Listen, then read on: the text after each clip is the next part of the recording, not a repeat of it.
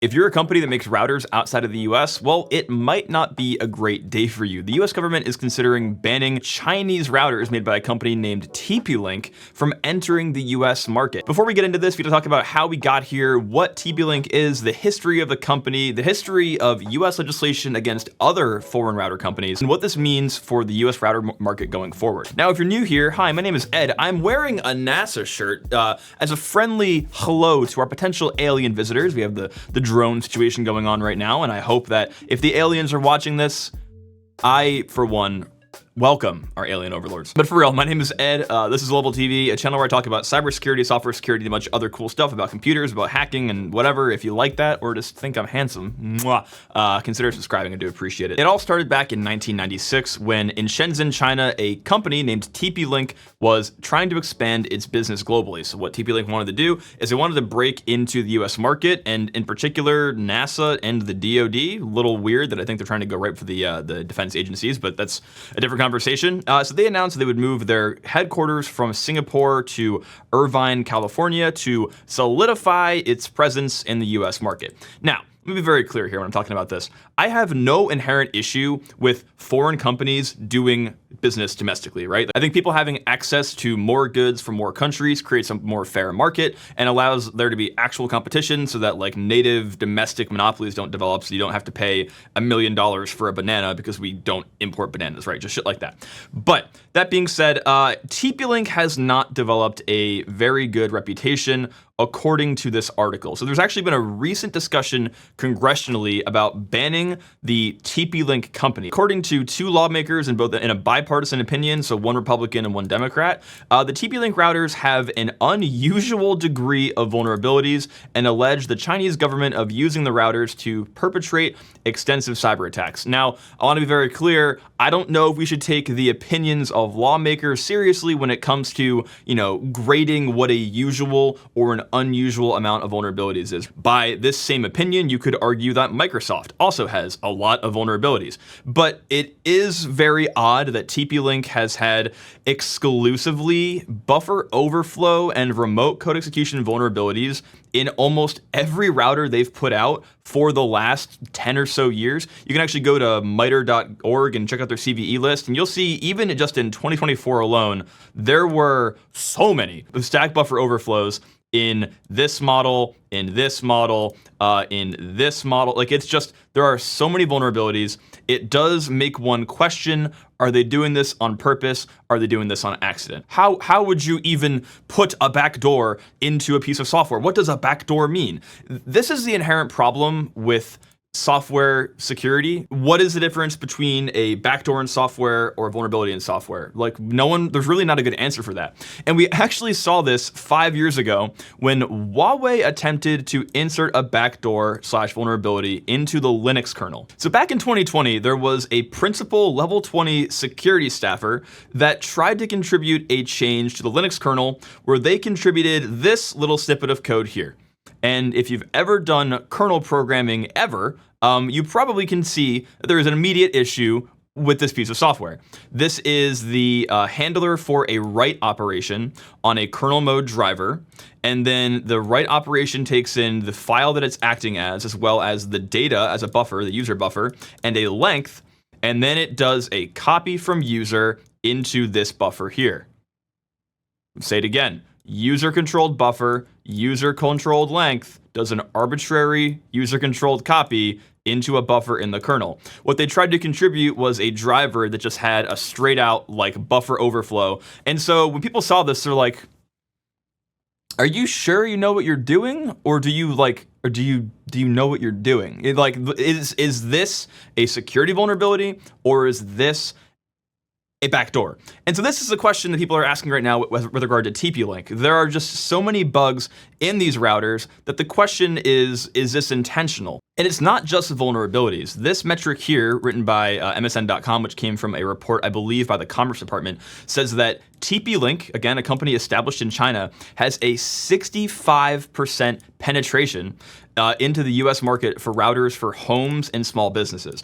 I personally, probably like at this point 8 or 10 years ago, I think my home router when I was growing up was a TP-Link router. And why is that? Why are people buying these so often, given that the CVEs just don't seem to end? Well, there's a few reasons. One is that the average American doesn't give a shit about CVEs. They tend to buy what is cheapest, and that is where the weird part is. That the Justice Department is investigating whether or not the price discrepancies, meaning that they are so much cheaper than the rest of the market, violate a federal law that prohibits attempts at monopolies by selling products for less than what they cost to make. So this has been a fear for a long time as it applies to foreign competitors in markets within the US, right? We're talking about this with regards to particularly Russia and China. But if those countries are willing to, for the sake of their national security, for the sake of their market penetration of the US, sell a product to the US for less than it costs to make, which inherently would cost them money, but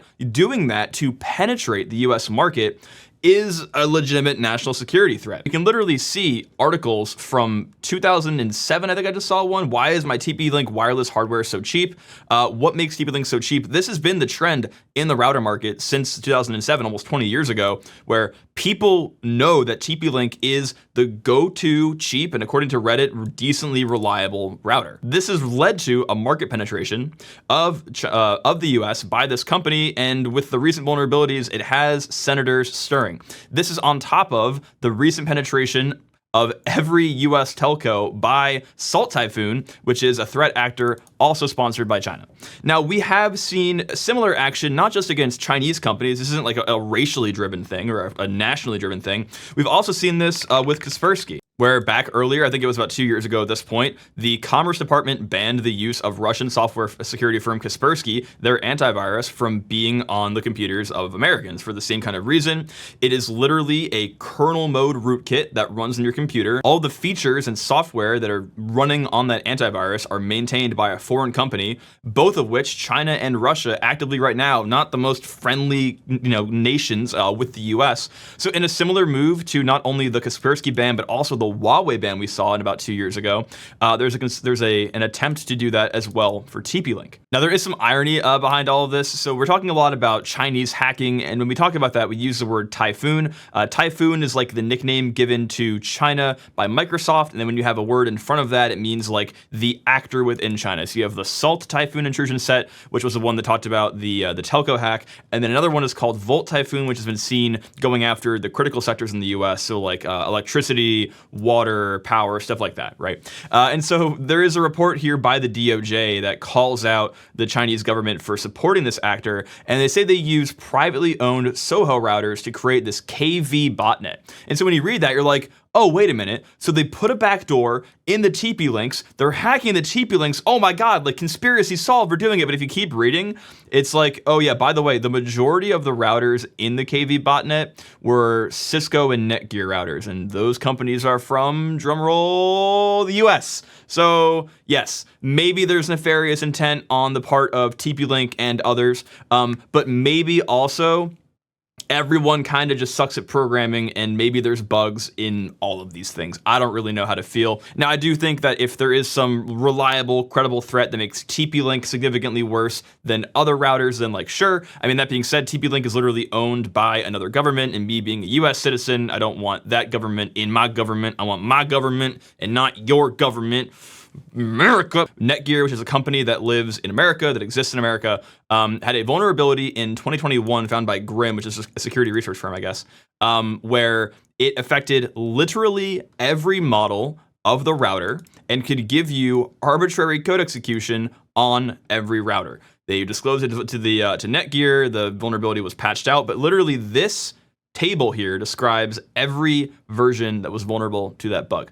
So it's not just Chinese routers, it's kind of all of them, but it is kind of a weird thing. So what does this mean for us? Well, first of all, I personally recommend that if you do have a router in your house that is currently either a D-Link or a TP-Link or a Tenda, I believe is another company that I don't trust, get them out of your house. They're not good. They're way too cheap for what you're getting. And also, if you just look at literally the list from MITRE of all the CVEs, you will find that those companies tend to have an outweighed amount of vulnerabilities compared to the rest of the market. Also, if you own a router, please, for the love of God, make sure that it has auto updates enabled. I know people are afraid of reaching out to the internet and pulling down software to run on your router, but I think the risk there is much, much lower than just making sure that you're not vulnerable to some 0-day from 5 years ago because you forgot that you have a router in your house. I think people tend to make software updates on their home appliances like the last thing they worry about, rightfully so. We're all very busy. So leaving that on auto update is actually a huge W in my book. It's what the kids are saying. Anyway, guys, that's all for now. I hope you liked this video. I have a lot of fun making these. If you're new here, do me a favor, hit subscribe to be alerted when these videos come out. And also, I talk about this stuff on Twitch when I'm streaming,